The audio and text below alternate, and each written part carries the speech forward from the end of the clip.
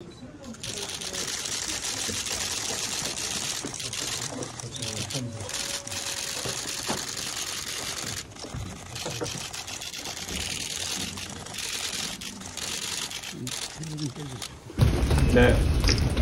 방금 저희 6개 야당은 대통령 윤석열에 대한 탄핵안을 발의했습니다. 야당 의원 전체 191명이 모두 다 서명해서 발의했고, 탄핵 사유로는 잘 아시는 것처럼 어제 오늘 있었던 이 위헌적이고 위법한 계엄과 그 과정에서 있었던 내란 행위에 대해서 도저히 이대로 묵과할 수 없다라고 생각했고, 더 이상 민주주의가 무너지는 것을 방치할 수 없다. 더 나아가서 국민의 생명과 안전을 지켜야 한다라는 그런 의무감으로 긴급하게 탄핵안을 준비해서 발의했습니다.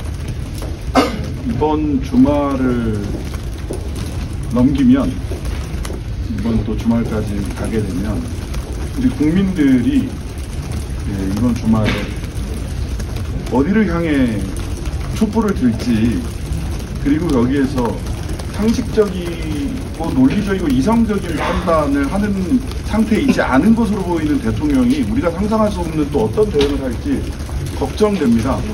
따라서 즉각 직무를 정지시키고, 이럴 때일수록 정치권이 주도적으로 이 문제를 해결해야 국민들이 희생을 막을 수 있다. 지금 발의를 하셨고 이제 자정이 지나고 바로 본회의에 보고를 하시는 방침으로 들었는데요. 네, 그러면 표결일 24시간 지나서 6일 0시 1분에 바로 하시는 건지. 그 과정과 절차를 간단히 설명을 좀 드리겠습니다. 오늘 지금 발의를 했기 때문에 발의 이후에 첫 번째로 열리는 본회의, 다시 말해서 5일 새벽에 열리는 본회의에 00시 01분 그 무렵쯤에 본회의가 열릴 텐데요. 그때 보고를 합니다.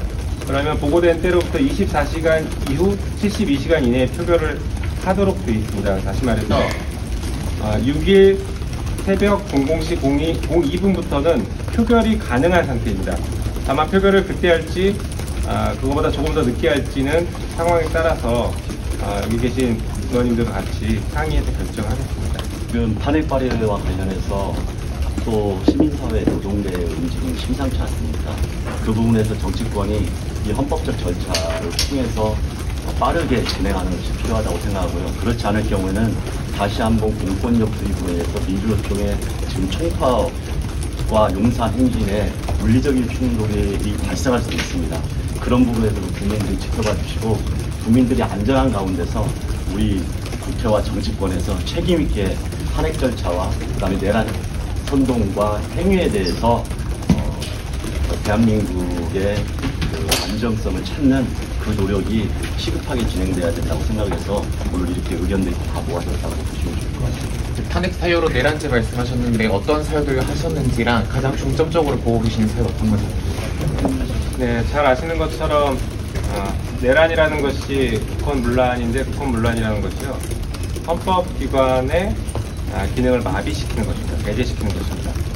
어제 비상계엄 선포한 이후에 아마 여기 기자님들도 다들 깜짝 놀라셨을 거고 전국민들 다 깜짝 놀라셨을 텐데요.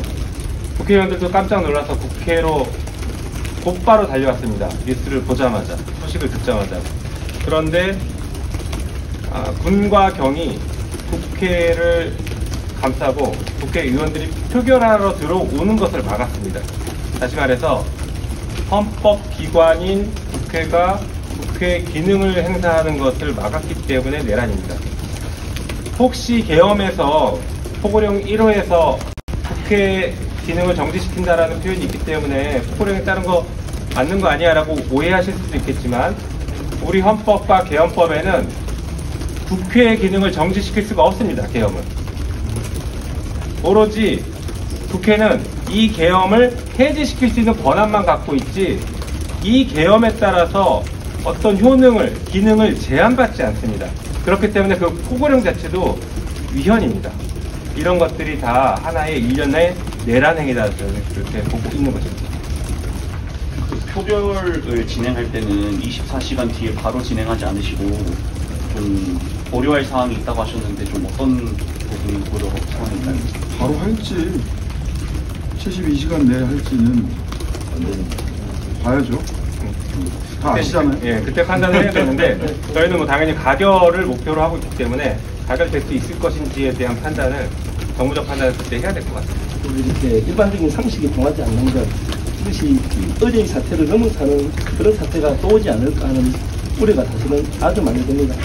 제2의 계엄 또는 국지전 이런 것들을 발발시켜서 실제적인 정치 상황을 주는 이런 상황으로 갈까 하는 우려 때문에 하루빨리 직무를 정지시키고 전자에서 특별히 내리는 것, 이것이 야유국당의 마음이고 국민들의 마음이라고 생각합니다. 대통령을 탄핵한다는 것은 그렇게 유쾌한 일은 아닙니다. 국회의원으로서도 참 무거운 일입니다. 그런데 윤석열이라는 인물이 정말 정신나간 헌법을 유린하는 내란을 저질렀기 때문에 이제 더 이상 탄핵은 선택이 아니라 필수가 됐습니다. 그리고 탄핵은 상수이고 필수이고 내란으로 어떻게 적절하게 처벌할지 고민해야 됩니다. 많은 정당들이 저희 개혁신당을 포함해서 내란으로 윤석열을 고발하고 있는 상황입니다. 어제 저희 개혁신당의 이준석 의원이 여당 소속 의원들에게 탄핵 찬성 의사를 개별적으로 확인한 바가 있습니다. 이준석 의원의 얘기에 의하면 최소 6명 이상의 여당 의원의 탄핵 찬성 의사를 직접 확인했다고 합니다. 물론 어제 충격적인 상황이고 지금 좀 달라졌을 수 있겠습니다만은 저희 개혁신당이 또 여당 의원들과 나름대로 인연이 있는 만큼 개별적인 설득 작업도 충실하게 해나가겠다라는 말씀 드립니다. 아마 어제 저녁 많은 국민들이 일상의 평화가 깨지고 불안함에 뜬 눈으로 밤을 지새우셨을 겁니다.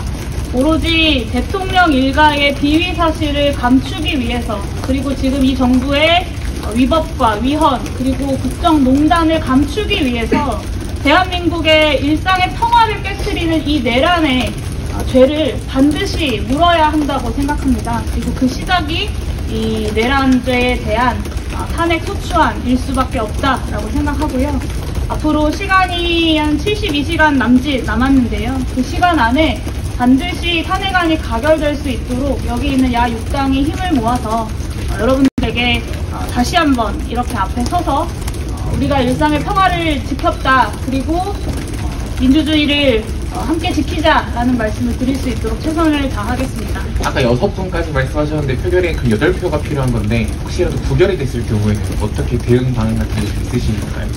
네, 일단 뭐 저희는 부결은 생각하지 않고 있고요. 네, 그래도 혹시나 만약에 부결이 된다라고 하면 당연히 다시 발의할 것도 생각하고 있습니다. 지금은 아시는 것처럼 국가 비상사태입니다. 국민이 만들어낸 비상이 아니라 대통령 혼자가 만들어낸 비상사태입니다. 비상사태를 막기 위해서 국회가 할 수 있는 조치는 다 해야 된다고 생각하기 때문에 저희는 대통령 탄핵을 계속 추진해야 된다고 생각하고 있습니다. 국가의 안정이 우선이고 헌법의 수호가 우선이었기 때문에 저희는 조심스럽게 말을 아껴왔습니다만 어제 일어난 부도한 상황은 더 이상 이 상황을 좌시할 수만은 없게 되었습니다. 이것은 국회 질서에 대한 유린이고 상권 분립에 대한 국멸이라고 생각합니다. 지금은 그리고 대통령의 판단력에 대한 것도 더 이상은 신뢰할 수 없는 상황이기 때문에 앞으로 국정이 기조한 어떠한 중요한 의견도 단 하나라도 대통령의 통해서는 나와서는 안 된다는 것이 저희 당의 입장입니다. 저희는 야당과 연합하여 국정을 함께 정상화시키고 국회의 위엄을 지키기 위해 최선을 다하도록 하겠습니다. 네, 이 정도 말씀드리겠죠? 감사합니다. 감사합니다. 고맙습니다.